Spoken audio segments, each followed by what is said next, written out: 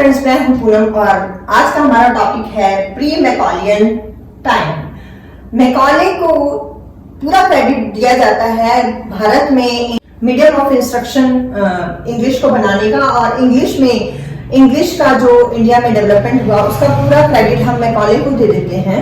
लेकिन उससे पहले क्या परिस्थितियां थी 1835 में जो मैकॉले ने था, उससे पहले क्या परिस्थितियां इंडिया में ऐसी थी कि जिसकी वजह से इंग्लिश इतनी ज्यादा पॉपुलर हो गई। तो आज हम यही देखेंगे। हम सबसे पहले तो हम ये जानते हैं कि जो इंग्लिश लोग हैं वो 1600 में इंडिया में आए। जब वो आए थे तो वो बिजनेस करने के लिए आए थे और उन्होंने बिजनेस किया। धीरे धीरे अपनी चतुराई से, अपनी चालाकी से उन्होंने जो पॉलिटिकल पावर्स भी हासिल की, उन्होंने अपनी आर्मी भी बना ली और उन्होंने सेल्स टैक्स भी देना बंद कर दिया। उल्टे यहाँ के लोग सेल टैक्स देते थे और वो अपना फ्री में ट्रेड करके और अपना सारा जो भी पैसा था वो समेट के अपनी कंट्री में ले जाते थे। तो इस तरह से पावरफुल होते चले गए। लेकिन और भी बहुत कुछ था। इनको सबसे बड़ी प्रॉब्लम थी कि ये लोग इंग्लिश बोलते थे और इंडियन लोग इंग्लिश नहीं समझते थे। इसके अलावा इन्होंने थोड़ा बहुत पैसा दे के, रिश्वत दे के जो इंडियन लोग थे उन्हें अपने थोड़ा कंट्रोल में करना शुरू किया। उसके बाद ये देखते थे कि जो इंडियन लोग का एक तो इनको कलर पसंद नहीं था इनको, क्योंकि ये लोग वाइट थे, और इनको इंडियन लोगों का इनको ड्रेसअप पसंद नहीं आता था, क्योंकि जो बिल्कुल कॉमनर्स थे वो बिल्कुल धोती में रहते थे। जो महिलाएं थी उनकी स्थिति और भी ज्यादा दयनीय थी और ये अपने आप को बहुत ज्यादा मॉडर्न मानते थे और थे भी। और महिलाओं की स्थिति भी हमारी महिलाओं से वो बेटर समझते थे कि हमारे देश में बेटर स्थिति है। इसके अलावा वो देख रहे थे कि यहाँ का जो कल्चर है, यहाँ के जो लोग हैं, इनका जो रहन सहन है वो अलग टाइप का है। तो ये धीरे धीरे इन्होंने एक प्रेजुडिस बना लिया कि इंडियंस तो बिल्कुल गंवार हैं, इंडियंस तो जंगली हैं, इस टाइप से। क्योंकि वो देखते थे कि जो लेडीज हैं वो घर में रहती हैं और उनका जो हस्बैंड है उन पे हुक्म चलाता है, या फिर पूरे एक महिला जो है वो सबका काम कर रही है। और इस तरह की उन्होंने चाइल्ड मैरिजेस भी देखी कि छोटे छोटे बच्चों की ये शादियां कर रहे हैं। तो उनको लगा कि ये लोग तो बिल्कुल जो है ना हीथन मतलब जंगली लोग हैं ये। तो धीरे धीरे क्या हुआ, अब इन लोगों को जरूरत भी थी। अब 1800 से पहले ये ऐसा ही सिचुएशन चल रही थी। ये लोग देख रहे थे कि जो पढ़े लिखे हैं लोग, जैसे जो मंदिरों में पंडित हैं, जो संस्कृत जानते हैं, जो मस्जिदों में जो मौलवी लोग हैं, वो आम पब्लिक को मूर्ख बनाते हैं। ये सब देख रहे थे। अब ये जो है यहाँ पे सिचुएशन अब ये आती है। अब यहाँ पे दो जने हैं जो कंटेम्परेरी हैं। ये हैं एक ही समय पे हैं ये दोनों, चार्ल्स ग्रांट और राजा राम मोहन राय। एक है इंग्लिश और एक है इंडियन। अब सबसे पहले राजा राम मोहन राय की बात कर लेते हैं। राजा राम मोहन राय जो हैं वो एक कुलीन ब्राह्मण परिवार से आते थे और इनके परिवार में दहेज प्रथा इन्होंने देखी। इनके परिवार में इन्होंने देखा कि एक आदमी बहुत मैरिजेस करता है। इन्होंने अपने परिवार में एक सती होती हुई भी देखी। इनका दिल चीख पुकार कर उठा, ये कुछ नहीं कर पाए। इन्होंने अपने आसपास जो विडो जो महिलाएं थी उनकी दयनीय दशा देखी। इन्होंने देखा छोटी उम्र में मतलब 5-5, 6-6 साल की उम्र में छोटी बच्चों की शादी कर दी जाती है। ये कुछ नहीं कर पाए। राजा राम मोहन राय जो थे बड़े ही पढ़े लिखे विद्वान पर्सन थे। ये 5-6 भाषाएं जानते थे। ये हिंदी जानते थे, ये फारसी जानते थे, अरबिक जानते थे। ये शुरू में इन्होंने क्या काम किया, इन्होंने जो इंग्लिश लोग थे उनकी हेल्प करते थे। अब धीरे धीरे इनको अंग्रेज लोगों के साथ रहते क्या पता चला, इनको ये पता चला कि ये लोग जो है ना बहुत चालाकी से काम करते हैं। ये लोग हमारे देश का जो पैसा है, धन है, वो सारा अपने देश में ले जा रहे हैं। राजा राम मोहन रॉय जो है बहुत अच्छे ट्रांसलेटर भी थे अब इन्होंने इंग्लिश कहाँ से सीखी? इन्होंने विलियम कैरी आए थे यहाँ पे 1792 से 95 के बीच में आए थे। वो आए थे अपने क्रिश्चियन धर्म का प्रचार प्रसार करने के लिए। तो राजा राम मोहन रॉय विलियम कैरी से मिले और उन्होंने इंग्लिश सीखी। अब ये राजा राम मोहन रॉय जो थे वो अकबर II जो था उस समय पे मुगल बादशाह था, और वो उसकी पेंशन भी बढ़वाने के लिए लंदन भी गए थे। उस समय पे इन्हें राजा की उपाधि उन्होंने अकबर ने दी थी कि आप जो है ना यहाँ से राजा बन के जाओ। तब से इनको राजा राम मोहन रॉय कहा जाने लगा। लेकिन आगे बात यह है कि सोचा कि जब इन्होंने लंदन में जाके देखा, माहौल देखा, पूरा अच्छे से ऑब्जर्वेशन की, तो इनको लगा कि नहीं, मेरा जो देश है, मेरे देशवासी हैं, वो पिछड़े हुए नहीं है।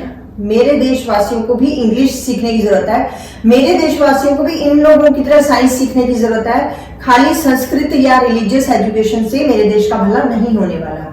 और वो यहाँ पे आके इन्होंने क्या किया, लेख लिखने शुरू किए, इंग्लिश में लेख लिखने शुरू किए, और उनकी मिरातुल अखबार शुरू किया, और संवाद कौमुदी ये बांग्ला भाषा में लिखते थे। इसके अलावा ये बंगदूत नाम का एक मैगजीन थी, उसमें ये लिखते थे। काफी फेमस हुए ये सब। राजा राम मोहन रॉय ऐसे पहले भारतीय थे जिन्होंने वेस्टर्न साइंस और इंग्लिश एजुकेशन की इंपॉर्टेंस को समझा कि ये भारतीयों को अगर आगे बढ़ना है तो उन्हें इंग्लिश एजुकेशन की इंपॉर्टेंस समझनी पड़ेगी, उन्हें इंग्लिश लैंग्वेज सीखनी पड़ेगी। 1814 में आत्मीय सभा की स्थापना की।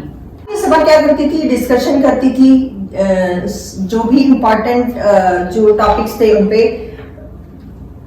इन्होंने विमेन एजुकेशन को इंपॉर्टेंस दी, और इन्होंने सती प्रथा रुकवाई विलियम बेंटिक की हेल्प से, और नया जो सती रेगुलेशन एक्ट इन्होंने बनवाया 1829 में बेंटिक की हेल्प से। इन्होंने मूर्ति पूजा का विरोध किया, और इन्होंने देखा कि जो क्रिश्चियन लोग हैं वो भी क्रिस्ट इनकारनेशन को मानते हैं। तो इन्होंने 1826 में, और ये मूवमेंट एक सोशो रिलीजियस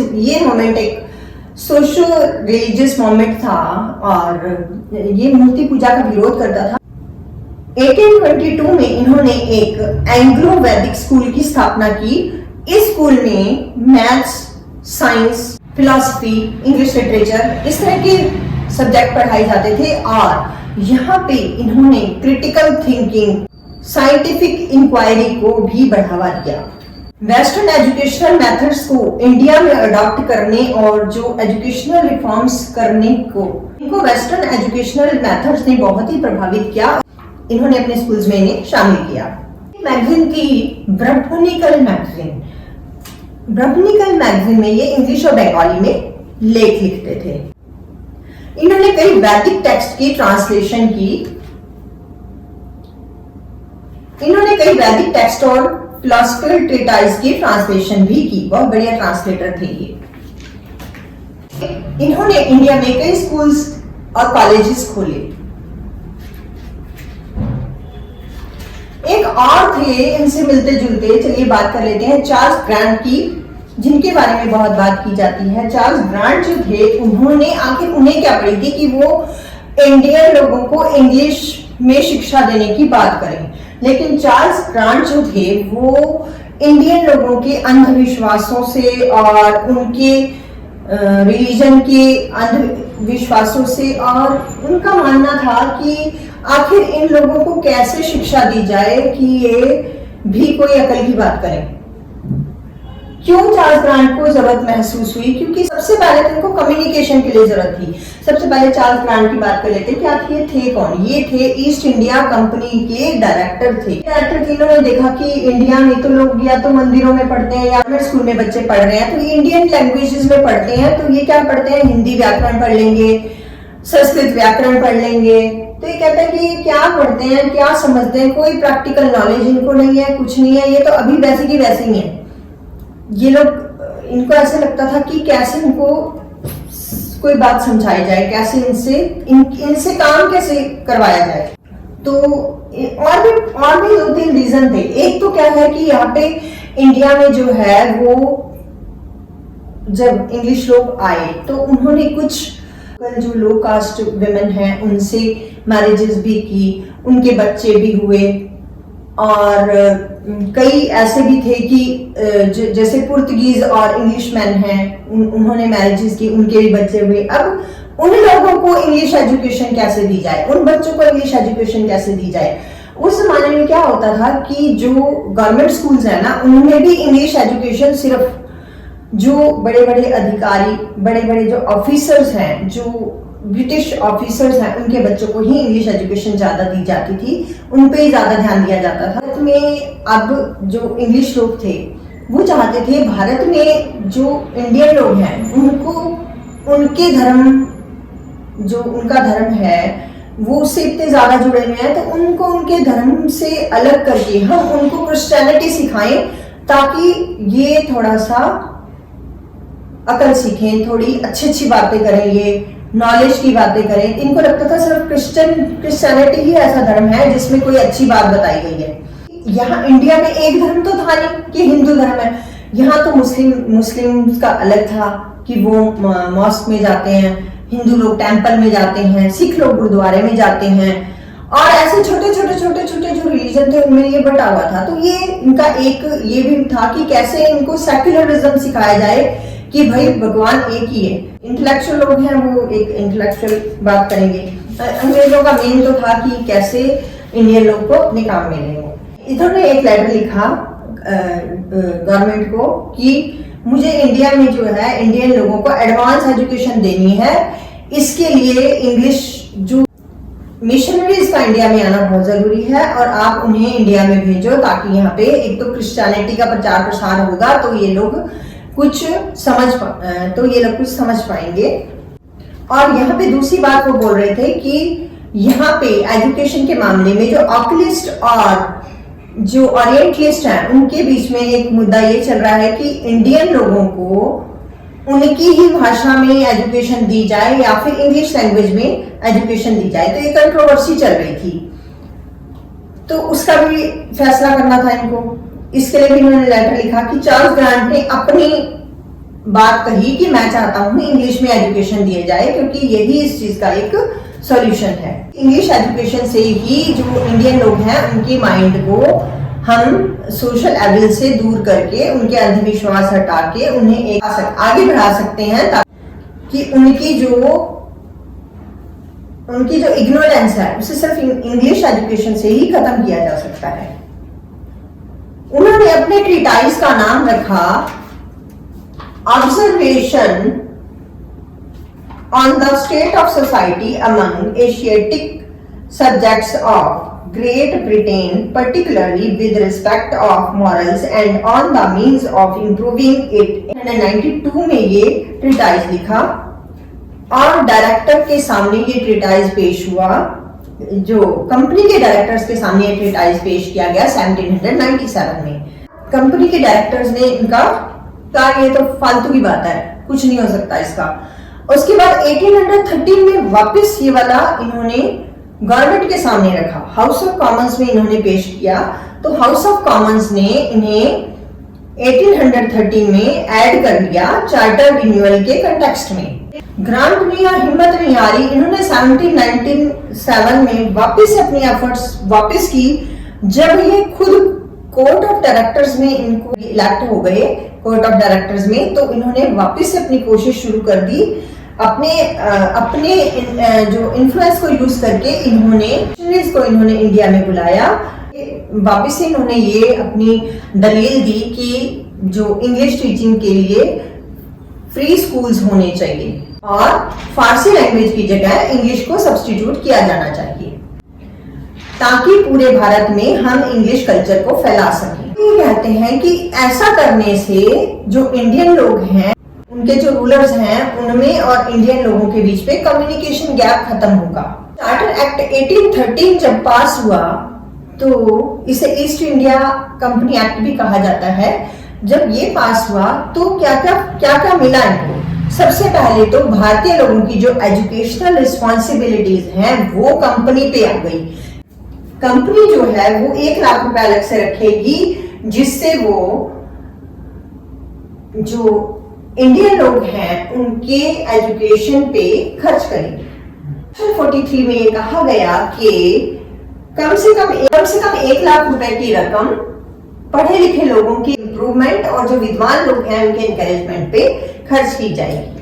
इसके अलावा साइंटिफिक नॉलेज और साइंस के इंट्रोडक्शन के ऊपर भी ये रकम खर्च की जाएगी। इस एक्ट से मिशनरीज को बढ़ चढ़ के इंडिया में आने की इजाजत मिल गई। उन्होंने यहाँ आके मॉडर्न इंग्लिश स्कूल खोले और ये वेल ऑर्गेनाइज्ड स्कूल थे और इंडिया में एक नया एजुकेशनल सिस्टम शुरू हो गया। मतलब ये हुआ कि 1835 की मैकॉले मिनट के पहले ही इंडिया में अच्छे इंग्लिश स्कूल्स खुल गए थे। एक general committee of public instruction बनाई गई। इसका क्या काम था? इसका काम था कंपनी को गाइडेंस देना एजुकेशन के मामलों पे।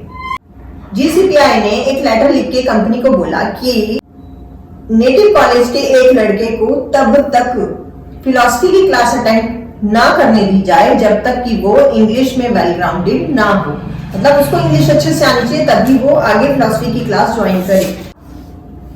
18 अगस्त 1824 को फिर से एक लेटर लिखा गया गवर्नर जनरल को कि इंग्लिश लैंग्वेज वैसे तो ठीक है कि एक इंग्लिश लैंग्वेज सीख के कोई व्यक्ति जो है वो ठीक ठाक सा एक जॉब ले सकता है, लेकिन आप इस चीज का क्या करोगे कि कुछ लोग जो हैं वो अपने मास्टर्स के इतने ज्यादा घनिष्ठ हैं कि मतलब उनसे इनको पता चला है कि लोगों में डाउट है कि जो लोग हैं, जो ब्रिटिश लोग हैं, वो जानबूझ के यहाँ पे प्रैक्टिकल साइंस के मामले में रुकावट डाल सकते हैं। तो कहते हैं ये तो एक लोगों के बीच में प्रेजुडिस है, जो ये डाउट है लोगों के बीच में, इससे कैसे दूर किया जाएगा। लेकिन फिर भी इन्होंने कहा कि कोई बात नहीं, ये छोटी मोटी बातें जो हैं बाद में निपटा लेना, पहले आप इंग्लिश जो है लोगों को इंग्लिश का जो नॉलेज है वो दीजिए। प्रॉब्लम क्यों आ रही है? क्योंकि इंडिया में अच्छे ट्रांसलेटर्स की भी कमी है। फिर भी इन्होंने कहा कि नेटिव्स की फीलिंग्स को नुकसान पहुंचाए बिना आपको इंग्लिश की एजुकेशन उन्हें देनी है। इसके अलावा जो यहाँ पे इंडिया में ऐसे भी ब्राइट नौजवान थे जो इंग्लिश में जिन्होंने इंग्लिश में पोएट्री लिखना शुरू कर दिया था और वो जो अलग अलग मैगजीन्स में उनकी कविताएं छपती थी। जैसे हेनरी डेरोजियो जो थे वो एक एंग्लो इंडियन कह सकते हैं आप इनको, एंग्लो इंडियन थे। तो ये अपनी कविताएं लिखते थे मैगजीन्स में। और एक काशी प्रसाद जी थे और इस तरह से और भी नौजवान थे जो अपनी इंग्लिश में कविताएं लिखते थे। जैसे हेनरी डेरोजियो जो थे वो अपने जमाने के रोमांटिक पोइट्स थे, उनसे काफी इम्प्रेस्ड थे। और लेकिन इनकी जो कविताएं थी उनमें देशभक्ति की भावना और जो इंडियन फिलॉसफी है उनका पुट पाया जाता था। तो इस तरह से जो इंग्लिश है वो 1835 से बहुत पहले ही इंग्लिश का माहौल, एक इंग्लिश की पॉपुलैरिटी हो चुकी थी इंडिया में। तो इसके बाद जब विलियम बेंटिक आए यहाँ पे, ₹1,00,000 भी ये खर्च कर रहे थे इंग्लिश एजुकेशन पे, बट एक फॉर्मल सिस्टम की कमी थी। दूसरी वो जो ऑक्युलिस्ट जो ये चाहते थे कि medium of instruction English language होनी चाहिए, और जो ओरिएंटलिस्ट थे वो ये चाहते थे कि भारतीय लोगों को भारतीय भाषाओं में ही शिक्षा दी जाए। उनका डिस्प्यूट अभी चल ही रहा था। तो 1828 में जब विलियम बेंटिक जब गवर्नर जनरल बने तो उन्होंने कहा कि सबसे पहले तो ये जो कंट्रोवर्सी है इसका निपटारा होना चाहिए कि तो इन्होंने मैकॉले को रिक्रूट किया कि आप सबसे पहले तो इस कंट्रोवर्सी को खत्म कीजिए कि as a medium of instruction English language होनी चाहिए इंडिया में या नहीं। तो मैकॉले ने तो कर ही दिया था निपटारा इसका कि इंग्लिश को ही उन्होंने मीडियम ऑफ इंस्ट्रक्शन बना दिया था। लेकिन उससे पहले भारत में बहुत हद तक माहौल बन चुका था और हम देखते हैं कि जो ब्रिटिश जहाँ की जो कॉलोनियल पॉलिसीज थी उनको और जो यहाँ के सोशल रिफॉर्मर्स थे उनकी कोशिशों को, और जो यहाँ के लोग थे जिन्होंने इसकी इम्पोर्टेंस को इन्होंने समझ लिया था कि उनके लिए इंग्लिश को सीखना समझना कितना जरूरी है, इंग्लिश लैंग्वेज को सीखना उनके लिए कितना जरूरी है, इसकी इंपॉर्टेंस उन्होंने सीख ली थी। हम इन चीजों को भी नजरअंदाज नहीं कर सकते। और आज के वीडियो में बस इतना ही। नेक्स्ट वीडियो मैं बनाऊंगी मैकॉले मिनट्स पे। तो तब तक के लिए बाय बाय, थैंक यू।